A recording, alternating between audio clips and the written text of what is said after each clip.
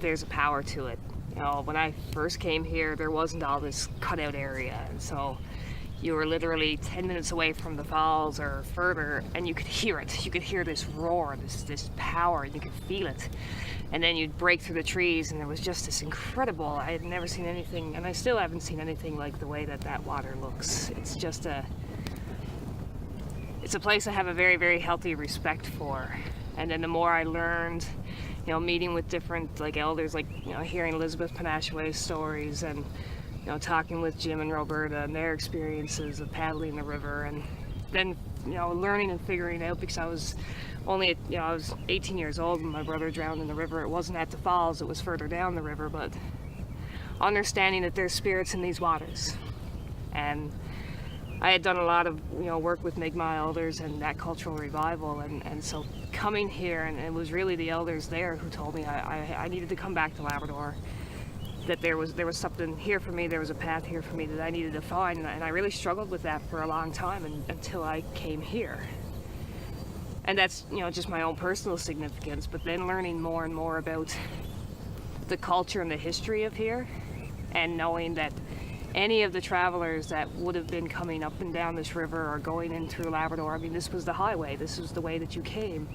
To know that many people walked on that trail, that many feet touched that trail, like that many people looked at that falls and had that respect for it, that they couldn't, you know, they couldn't canoe the falls, that they had to take their canoes and boats up through here. So I thought of I always imagined the meeting place that this has been. And then I got involved with different groups like Fem North Net, and started talking with women, and women sharing their stories about this river.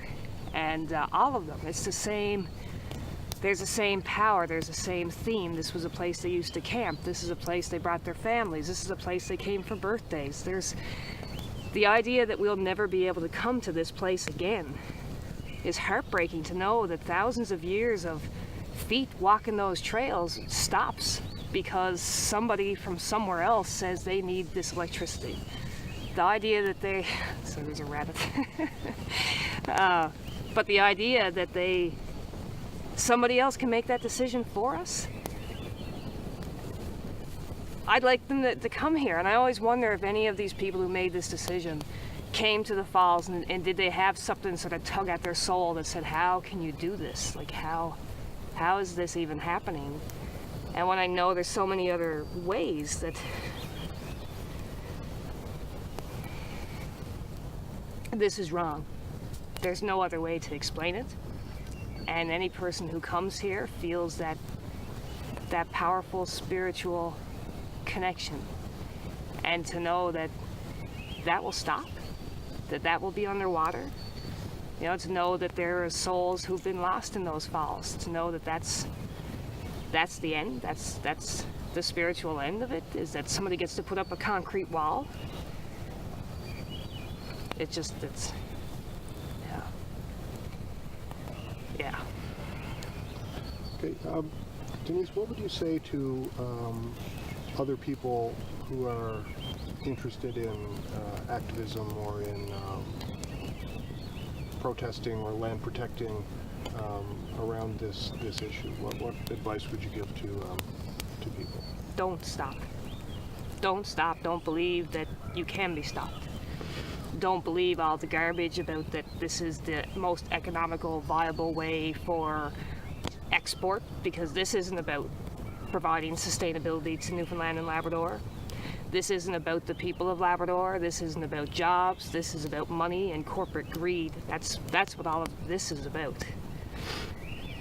And if you're a protector, then you know in your guts and you know in your soul that you have a responsibility. And I've always said that I'll step away when the water doesn't flow anymore.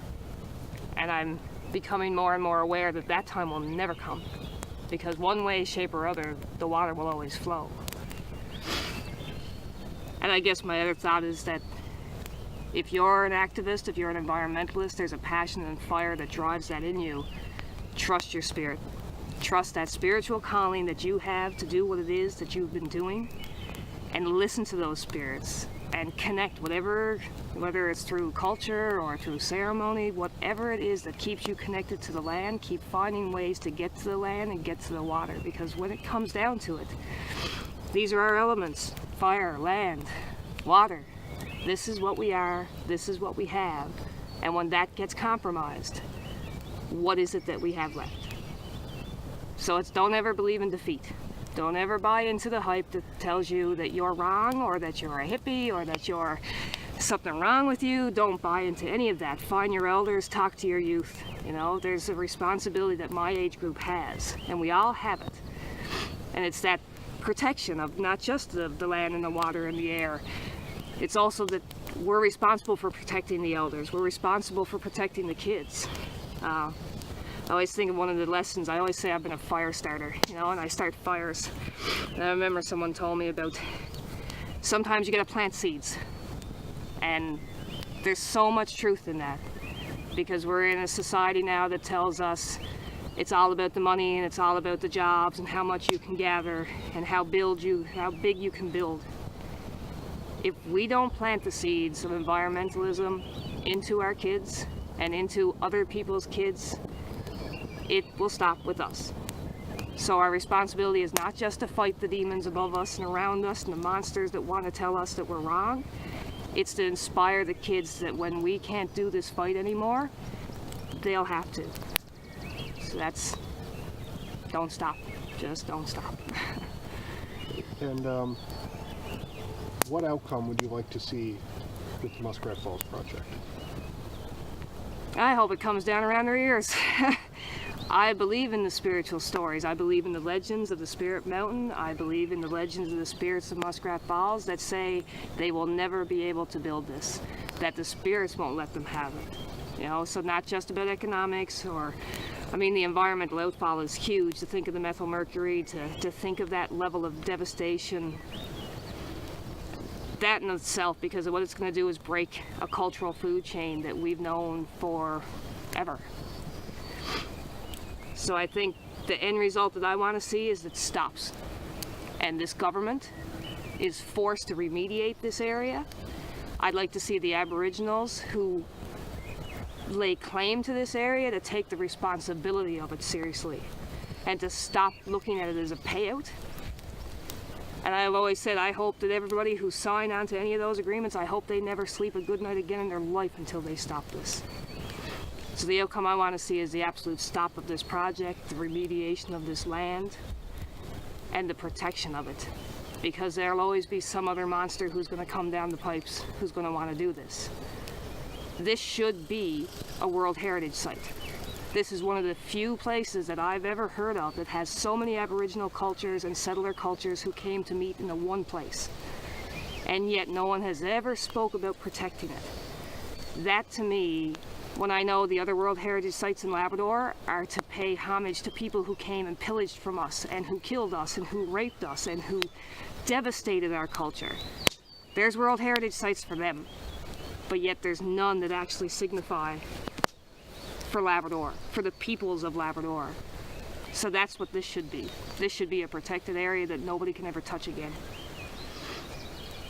Okay, and I guess, are there any other comments or anything you'd like to say that I haven't prompted you to? I think maybe just there's a huge amount of gratitude that I have, because I know that there's people all over this world who are trying to stop environmental devastation and who are trying to protect these sacred spaces. And I believe the more we unify and the more we reach out and we find each other, there's a huge power in that. And we have to keep doing that. Like, we're all so caught up in our single battles on the ground. But there's a power in us unifying and power in us sharing. Like, I think of when I reach out to groups that are trying to fight dams in Brazil, and that I can talk to somebody from Brazil who feels exactly how I feel because their sacred waters are being threatened. We need to keep talking to each other. So I guess it's, people need to keep talking about this. And whether this project goes through or not, there'll be another project. There will be another piece that they'll try to cut out of our big land. So recognizing we're all Indigenous to somewhere. We all have a responsibility to the land and the water and the air. So it's take those responsibilities seriously and don't believe you can have these rights without them.